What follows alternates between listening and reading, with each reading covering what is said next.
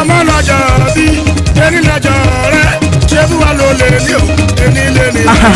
ẹni ọdún babaláwo yẹ kó dúpẹ́ yẹn tí ò dúpẹ́ náà pè lábaramóore jẹ yẹn tí ò dúpẹ́ náà pè ní ungrateful. bẹ́ẹ̀ sì ni ọlọ́dún ní mọ́dún tiẹ̀ lọ́dún bóyí ti mọ tiẹ̀ nú abẹ́rẹ́ bígbì ti mọ tiẹ̀ láláyè gẹ́gẹ́ bójú láti mọ tiẹ̀ nínú àpàlà. happy birthday to Essay to the governor Honorable Toyin Babatunde Ayinde Baptist Essay to the governor special assistant to the executive governor of Osun state on governor of his excellence Dr. Nurudeen Jackson Ademola Adeleke Aṣíwájú of Edeland Honorable Toyin Baptist èèyàn Alhaji Kazeem Akinleye the chief of staff to the governor ọ̀gá kan ọmọọṣẹ́ 1 million small body big ag èèyàn Honorable Kofowala Nurudeen Babajide Akogun of Edeland majority leader of Osun state house of assembly èèyàn Dr. Mrs. Alhaja Baliki Akinleye Ọláyẹmí first lady to the chief of staff to Osun state government èèyàn chairman Edeno Honorable Amadu Taiwo èèyàn chairman Edesa Alhaji Lukman Afolabi Abere Sose èèyàn babaláwo Ifádàìró the family Awuse of Edeland èèyàn Honorable Olaniyan Jelili Biodun aka Honorable Danku special adviser to the governor on land and property matter èèyàn Honorable Ayobami T. Ishola the CEO Bams Hotel group of company èèyàn ADC the executive governor of Osun state èèyàn Honorable China Amusan Akinrogun of Owódélà happy birthday to you Honorable long life and prosperity ìgbà